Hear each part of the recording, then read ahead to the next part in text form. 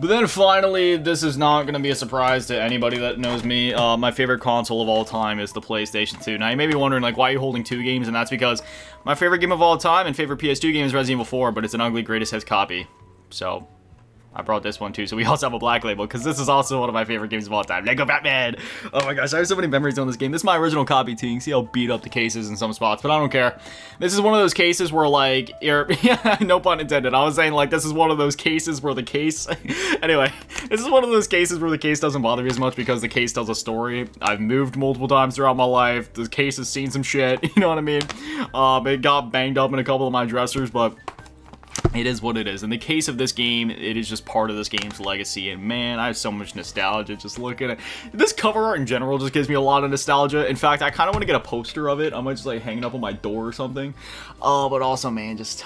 gosh, man, seeing the PS2 version of this game specifically, like, some of my first gaming all-nighters happened on Lego Batman on the PS2. Like, my mom still has pictures of me from back in, like, 2008 when I was still a kid, just, like, laying there. I fell asleep with my covers blanket, the PS2 controller in hand, just sleeping with Lego Batman on the TV. And then Resident Evil 4, dude, I've talked about this game so many times before, and with good reason. It's my favorite game of all time, one of the best games ever made, and I mean, I could go on and on about Resident Evil, but let's go ahead and go on and on about some other things about the PlayStation 2, right? The fact that it's fully backwards compatible with the PlayStation 1, which means you can play, well, you know, any game from the PlayStation 1, whether we're talking about, like, the original GTA games, Driver, or the, you know, the classic Resident Evil games, Crash Bandicoot, and then the PlayStation 2's amazing library. I mean, we got, you know, games like Crash Twinsanity, the Burnout games, GTA 3, GTA Vice City, GTA San Andreas, we got God of War, we got Spider-Man 2, Final Fantasy X, like, the list goes on and on. We got a bunch of great of,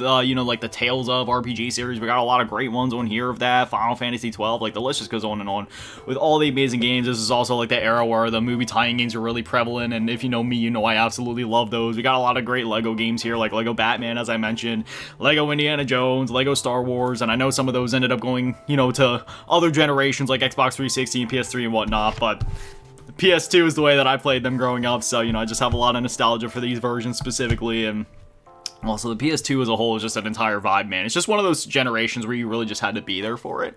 And, you know, like, you know, getting the PS2, turning it on for the first time, seeing that console start up, seeing all the little towers as you got more and more saves. Because that's a cool little feature of the PS2 some people still don't know. The more saves that you have on your memory card and, like, the longer you play games and whatnot, the bigger the towers are on the startup screen. So that's why sometimes there's a lot of towers, sometimes there's not as many.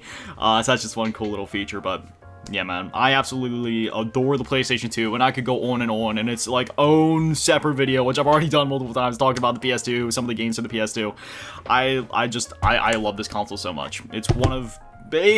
personally, it's my favorite console of all time, and I would say it's definitely one of the best consoles of all time. It's hard to really pick what the best console of all time is, because every console is great for its own reasons, but the PS2 is definitely my personal favorite. The PS2 is just a vibe. You know what I mean? Like, as soon as you turn it on, as soon as you see the startup, as soon as you play a game, you're back in the 2000s. The PlayStation 2, we're not just talking about games, we're not just talking about a console, we're talking about a vibe. And honestly, even if you weren't there for it, because I know I just said you kind of just had to be there, even if you weren't there, I think if you turn on a PlayStation 2 for the first time in 2025, you will still feel like you're there for the first time. Even if you weren't actually there, even if you weren't alive, I feel like you could still retain and capture those vibes. In other words, if you're watching this video and you've never played a PlayStation 2 before, what the fuck are you doing? Go play a PlayStation 2. Go turn one on, go play some games, and I'm telling you, it'll change your life in the best ways possible.